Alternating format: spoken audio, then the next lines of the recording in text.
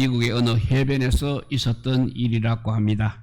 낚시를 하고 있는 많은 사람들이 고기가 잘 잡히지 않았습니다. 그래서 한가히 앉아 놀고 있었습니다. 그런데 한 노인만 손놀림이 바쁘게 하고 있는 것입니다. 신기하게도 그 노인은 정말 물고기를 척척 잡아내고 있었습니다. 노인을 유심히 바라보던 한 청년이 이제 그 노인에게 가까이 가서 물어보게 됩니다. 어르신, 어찌 그리 고기를 잘 낚으십니까? 하니까 노인은 흐뭇한 표정을 지으며 대답을 했습니다. 비결이 있네 라고 했습니다. 그 비결은 첫째, 한눈을 팔지 말아야 되네. 낚시를 하면서 이런저런 이야기를 하고 한눈을 팔게 되면 고기를 잡을 수가 없지. 낚시에 항상 집중해야 고기가 잡힌다고 했습니다. 잡히네 하고 첫 번째 말씀을 드리고, 두 번째는 좋은 미끼를 사용하여 되네. 미끼를 아끼면 안 된다고 했고, 세 번째 인내를 해야 되네. 고기가 잡히지 않는다고 자꾸 자리를 옮기게 되면 고기를 잡을 수가 없지. 고기가 잡히지 않아도 인내하면 된다 했고, 네 번째 기회를 놓치면 안 된다고 그렇게 비결을 가르쳐 주었습니다.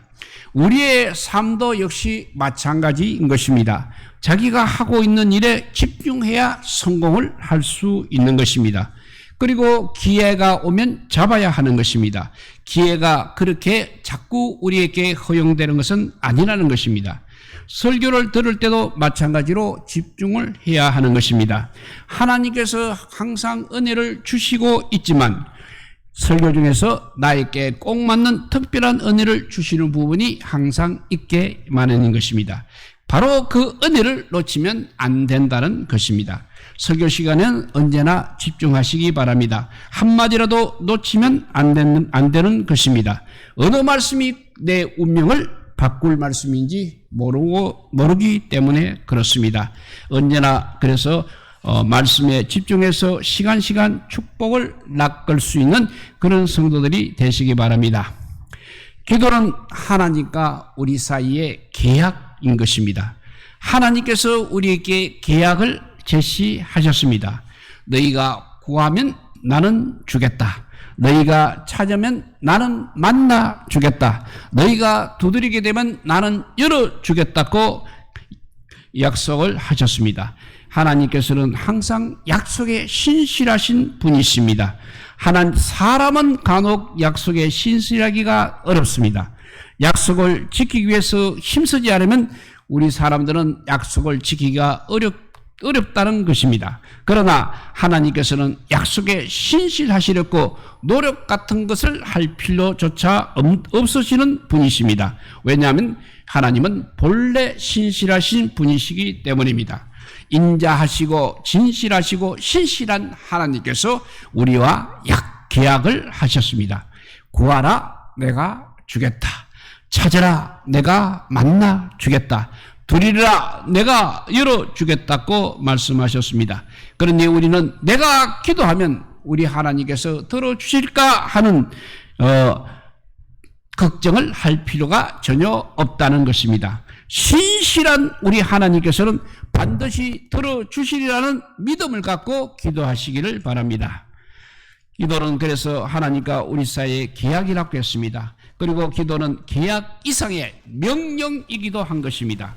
부모가 아이에게 너가 1등을 하게 되면 무엇을 해줄게 하는 그 말도 계약은 계약이지만 이것을 해야 된다고 말하는 것은 명령이 되는 것입니다. 그래서 우리의 기도는 하나님의 명령인 것입니다. 구하라, 찾아라, 두드리라. 바로 이 말씀이 명령형인 것입니다. 하나님께서 왜 우리에게 기도하라고 명령하십니까?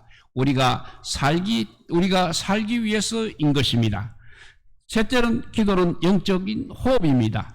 호흡을 해야 살아가는 것입니다. 호흡을 하지 않으려고 하니 죽을까봐 하나님께서 우리에게 호흡하라고 명령하시는 것입니다. 그러니 기도는 반드시 해야 되는 것입니다. 그리고 기도는 이제 생산 공장과 같은 것입니다. 공장의 기계가 계속 돌아가야 상품이 생산되듯이 교회나 가정에서 기도를 해야 응답이라는 것이 생산되는 것입니다. 우리가 기도하게 되면 하나님께서 모든 일에 응답을 생산해 주시는 것입니다. 또 기도하면 변화가 일어납니다. 이스라엘 백성들이 마라의 선물을 마시고 복통으로 대굴대굴 뒹굴고 있었습니다. 그런데 기도를 하고 나니 그 선물이 단물이 되었습니다. 이렇게 하나님께서는 살아계시고 오늘도 기도는 능력을 행하는 것입니다. 하나님께서는 기도하는 것에 항상 변화를 일으켜 주십니다. 이거야말로 놀라운 것입니다. 그러므로 우리는 어떤 일을 만나도 낙심하지 말고 기도로 이겨야 하는 것입니다. 기도로 문제를 바꿔야 합니다. 기도로 사람을 바꿔야 하는 것입니다. 기도로 우리의 모든 삶을 바꿔서 승리의 깃발을 반드시 흔들어야 될 줄로 믿습니다. 오늘의 말씀도 기도가 얼마나 중요한가를 우리에게 보여주고 있습니다. 하나님께서 우리에게 무엇인가를 해주고 싶어 하셔도 우리가 가만히 있으면 안 된다는 것입니다. 우리가 하나님과 힘을 합해야 되는 것입니다. 그런데 힘을 합한 이것이 바로 기도인 것입니다.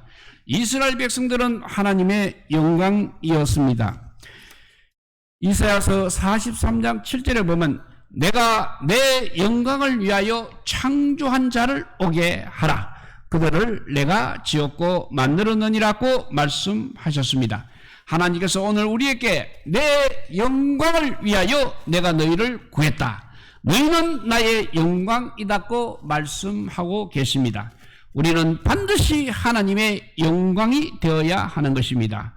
또 우리는 하나님의 영광일 뿐만 아니라 하나님의 기업입니다. 기업이 잘 되면 기업주가 명예로워지는 것입니다. 기업이 흔들리지만 기업주도 흔들리게 되는 것이고 기업이 망하게 되면 기업주도 초라하게 되는 것입니다. 그러니 우리가 호황하게 되면 우리 하나님께서 영광을 받으시는 것입니다. 우리가 초라하게 되면 하나님의 이름도 초라하게 되는 것입니다.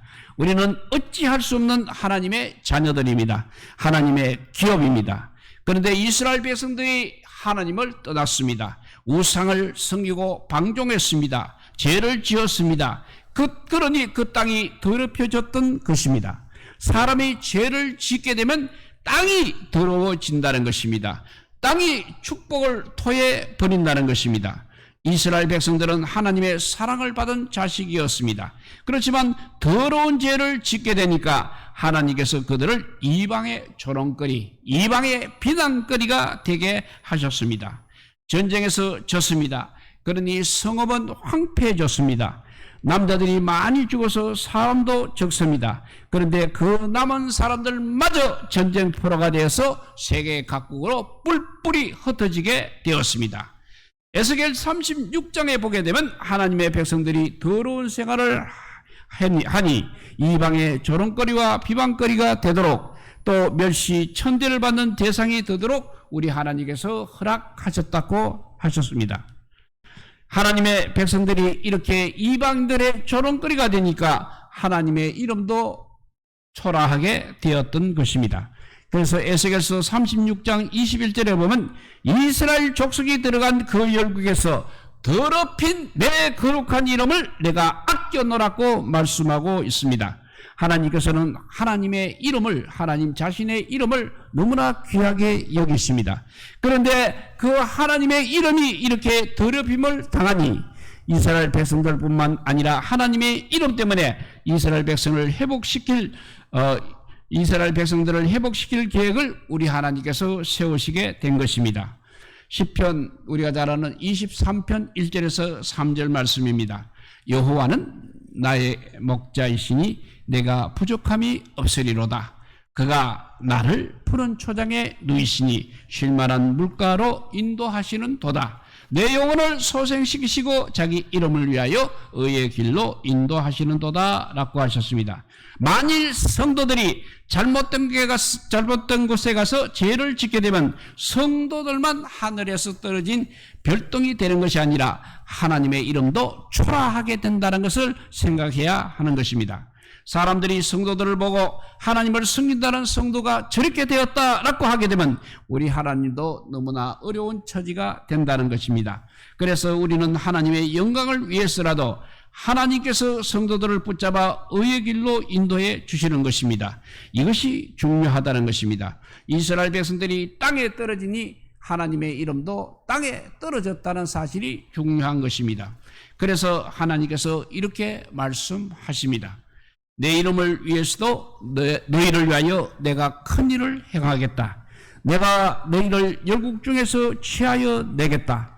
열국 중에서 모아들이고 고토로 돌아가서 맑은 물로 너희에게 뿌려서 너희로 정결케 하겠다. 그리고 너희의 모든 더러운 것에서와 모든 우상을 섬김에서 너희를 정결하게 하겠다. 또 내가 내 영을 너희에게 주어서 굳은 마음을 부드럽게 하겠다. 내가 너희에게 내 율례와 규례를 지킬 능력을 주겠다. 또 곡식과 가실이 풍성하게 하고 밭의 소산이 풍성하게 하여 기근으로 욕을 당하지 않게 하겠다. 항구한 성읍을 이제는 에덴 동산같이 건축시켜 주겠다. 그래서 제사드릴 그 많은 양떼처럼 이스라엘 성읍의 사람들이 빽빽하게 모이는 살아있는 성이 되게 해주겠다고 하나님께서 오늘 말씀하셨습니다. 사람이 살지 않는 집은 집이라고 할 수 없는 것입니다. 사람이 사는 집이라고 말할 수 있는 것입니다. 사람이 또 모여서 사는 집이라야 집다운 집이 될 수 있는 것입니다. 도시도 많아야, 사람이 많아야 큰 도시가 되는 것입니다. 사람이 적게 되면 큰 도시라 할 수 없는 것입니다. 나라도 백성의 수가 줄어들게 되면 자연히 쇠퇴하게 되는 것입니다. 백성의 수가 많을 때 나라가 일어나게 되는 것입니다. 그러나 오늘날 우리나라는 사람이 적어서 해외 근로자까지 불러야 할 형편이 되었습니다. 우리도 나라를 위해서 자녀를 많이 낳기를 축복합니다. 사람이 모이면 저절로 능력이 되는 것입니다. 그래서 하나님께서는 제사 때 양떼가 전국에서 모이는 것처럼 예루살렘을 수많은 사람으로 채워주시겠다고 말씀하신 것입니다. 그러면 세상 사람들이 이스라엘이 정말 대단하구나 하게 되고, 그때 낮아지고 더럽혀진 우리 하나님의 이름을 이제는 영화롭게 회복시키는 것이 우리 하나님의 계획이라는 것입니다. 그래서 오늘 에스겔서 36장 37절에 보면 그래도 이스라엘 족속이 이와 같이 자기들에게 이루어지기를 나에게 구해야 할지니라고 말씀하고 있는 것입니다. 정말 중요한 말씀입니다. 하나님의 이름을 위해서도 이스라엘 백성들을 잘되도록 하실 계획을 갖고 계시고 있지만, 그래도 그 계획이 이루어질 수 있도록 이스라엘 백성들이 항상 기도를 해야 한다고 우리 하나님께서 안타깝게 이야기하고 계시는 것입니다. 왜냐하면 기도하지 않고 잘되게 되면 하나님께서 해 주신 줄 모르게 되는 것이고, 또 모르게 되면 그것은 역시 잘못되기 때문입니다. 과연 이스라엘 백성에게 주신 이 말씀을 통하여 성령님께서 오늘날 우리에게 주시는 의미는 무엇이겠습니까? 우리를 위해서라기도 하지만 하나님의 이름을 위해서, 하나님의 영광을 위해서 우리를 향한 하나님의 계획이 있다는 것을 성령께서 우리에게 보여주는 것입니다. 그 계획은 바로 우리가 잘 되는 것입니다. 그래서 잘 되도록 성령을 충만히 주시는 것입니다. 또 우리의 마음을 부드럽고 그리고 겸손하게 만들어 주시는 것입니다. 또 곡식이 풍성하게 되는 것입니다. 밭에 소산이 풍성하게 되는 것입니다. 과일나무에 과일이 풍성하게 되는 것입니다. 기근이 없는 것입니다. 경제 불황이 없는 것입니다. 사람이 많아져야 하고 사람이 많아지니 건강한 것입니다. 건축이 되니 집이 점점 더 커지는 것입니다. 우리가 잘 되어야 우리 하나님의 이름이 영광을 받으시기 때문에 우리가 항상 잘 되기를 바라는 우리 하나님의 계획이 있다는 것을 우리가 잊지 마시기 바랍니다. 그런데 불행하기도 마귀에게도 어떤 계획이 있습니다. 그 계획은 바로 성도들을 교만하게 만들고 타락하게 해서 길가에 쓰레기같이 만들어야 한다는 그런 계획을 마귀가 갖고 있다는 것입니다. 그래서 언제나 성도는 마귀가 틈을 타지 못하게 끼어 있어야 하는 것입니다. 요한복음 10장 10절 말씀입니다. 도적이 오는 것은 도둑질하고 죽이고 멸망시키는 뿐이요 라고 말씀하셨습니다. 우리가 망해야 마귀가 수지가 맞습니다. 그러니 마귀는 어떻게 하든지 우리를 초라하게 만들고 넘어뜨리려고 하고 있는 것입니다. 우리 모두에게 마귀의 계획이 있다는 것입니다. 그래서 우리를 교만하게 만들고 방탕하게 만들어서 망하게 하려는 계획이 마귀에게 있는 것입니다. 우리가 바로 이것을 알아야 하는 것입니다. 그래서 마귀야 물러갈지어다, 마귀야 우리 성도들에게 손을 대지 말지어다 하고 마귀를 날마다 우리는 물리쳐야 되는 것입니다. 우리가 마귀에게 당하게 되면 하나님께서 얼마나 가슴 아파하시는지 모릅니다. 우리 하나님의 계획은 마귀와 달리 다 좋은 것입니다. 그래서 요한 3서 1장 2절에 보면 사랑하는 자들이여 사랑하는 자여 너의 영혼이 잘된 같이 너가 범사에 잘되고 강건하기를 내가 간구하노라고 말씀하셨습니다. 바로 이것이 우리 하나님의 마음인 것입니다. 하나님께서는 우리에게 복 주시기를 원하고 계십니다. 은혜 주시기를 원하고 계십니다. 평강 주시기를 원하고 계십니다. 지켜주시기를 원하고 계십니다. 우리가 잘 될 때 하나님께서 영광을 받으십니다. 그러니 우리가 잘되게 하는 계획을 우리 하나님은 항상 갖고 계시다는 것입니다. 그 계획이 지금 우리는 알 수 없습니다. 그래도 그것은 분명 우리를 잘되게 하는 좋은 것이라는 것입니다. 5년, 10년, 20년 후에 우리를 향한 하나님의 계획은 아마 더 좋은 계획일 것입니다. 그런데 그 계획이 이루어지기 위해서는 우리가 해야 할 일이 반드시 있다는 것을 명심해야 되겠습니다. 이스라엘 족속이 이와 같이 자기들에게 이루어지기를 나에게 구해야 할지니라고 하셨습니다. 그러니까 손뼉도 두 손이 마주쳐야 한다는 것입니다. 두 손이 마주쳐야 소리가 나는 것입니다. 한 손으로는 손뼉을 칠 수가 없는 것입니다. 하나님께서 우리에게 무엇인가 해주고 싶어 하셔도 우리가 가만히 있게 되면 안 된다는 것입니다. 우리가 하나님과 힘을 합해야 되는 것입니다. 그 힘을 합하는 것이 바로 기도라는 것입니다. 다니엘이 전쟁 포로로 끌려가서도 기도하였습니다. 그리고 그렇게 기도하는 다니엘에게 하나님께서 느부갓네살 왕이 꾼 꿈을 보여주시고 해석까지 하게 해 주셨습니다. 그러니 다니엘서 2장 46절 47절을 보면 느부갓네살 왕이 청년 다니엘에게 엎드려 절합니다. 그러면서 이렇게 말합니다. 너희 하나님은 참으로 모든 신의 신이시요 모든 왕의 주제시로다고 했습니다. 다니엘만 총리가 되어서 높아진 것이 아니었습니다. 하나님께서도 이렇게 높임을 받으셨습니다.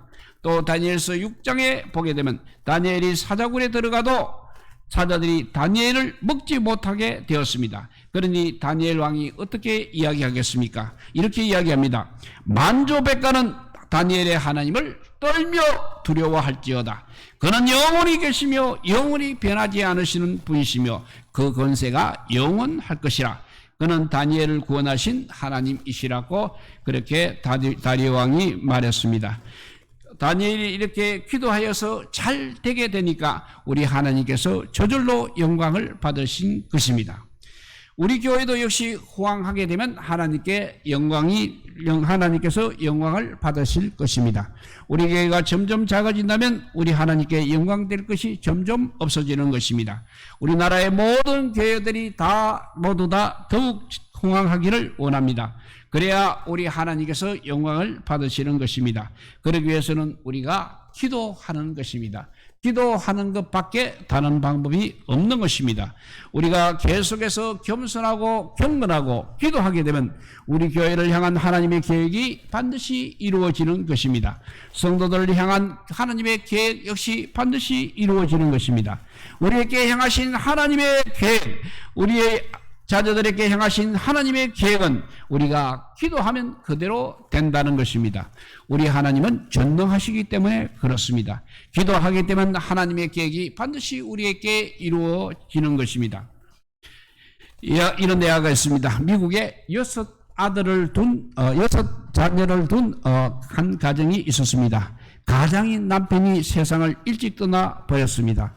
남편이 어린 아들 6을 두고 떠났으니 배운 것도 없고 무엇을 할 수 있는 능력도 없던 그 부인은 정말 살 길이 막막했습니다. 그래서 이렇게 기도했습니다. 하나님, 나는 이제 어떻게 해야 하는 것입니까? 6아이를 어떻게 먹이고 어떻게 교육할 수 있는 것입니까? 라고 기도를 했습니다. 그러다 우리 하나님께서 감동을 주셨습니다.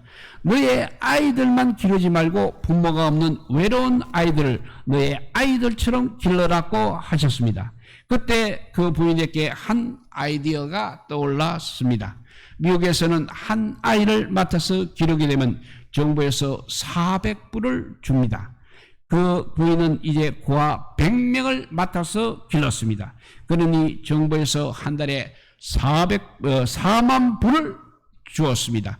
부인은 그 돈으로 100명의 고아와 자기 아이들을 훌륭하게 길러서 미국의 보배가 되었다는 이야기입니다. 그래서 기자들이 그 부인에게 물어봤습니다. 부인은 어찌 그렇게 훌륭한 일을 해내셨습니까? 그러니까 하나님께서 자에게 약속을 하셨습니다. 너는 걱정하지 말고 기도와 맡은 일만 해라. 그러면 내가 다 알아서 해주겠다고 그렇게 약속을 했습니다. 그래서 저는 기도와 제 할 일만 했을 뿐인 것입니다. 하나님께서는 우리가 생각하지도 못할 계획을 갖고 계십니다. 우리가 기도하게 되면 하나님의 계획을 이루어 주신다는 것입니다. 아무쪼록 오늘 이 말씀을 잊지 말고 항상 쉬지 말고 기도할 수 있기를 바랍니다. 그래서 시간마다 날마다 달마다 해마다 하나님의 그 위대한 계획이 우리에게 이루어지는 것을 보면서 더욱더 하나님을 찬양하며 더욱더 하나님의 이름을 높이며 사는 우리 모두가 되시기를 우리 주님의 이름으로 축복드립니다. 기도하겠습니다. 사랑의 하나님, 감사합니다. 우리가 왜 이 금요 기도에 모입니까? 하나님의 계획이 우리에게 이루어지기 위해서라는 것을 오늘 말씀 가운데 가르쳐 주시니 감사합니다. 우리도 여러 가지 환경이 어렵고 힘들다 할지라도 하나님 앞에서 무릎 꿇고 기도하는 저희들 되게 하여 주시옵소서. 그러면 아버지요, 다 이루어 주신다고 하신 그 하나님의 말씀이 이루어지는 것을 보면서 더욱더 하나님을 찬양하며 하나님의 사람으로 거듭나는 저희들 되게 하여 주시옵소서. 오늘도 이 시간 많은 기도를 드리고자 합니다. 기도 제목이 아무리 많을지라도 하나님께서는 하나님의 계획대로 이루어질 줄 믿고 감사를 하며 우리가 하나님 앞에 모든 것을 토해 넣는 이 시간 되게 하여 주시기를 간절히 빌고 원하오며 우리 구주 예수 그리스도 이름으로 기도드리옵나이다. 아멘. 예, 찬송가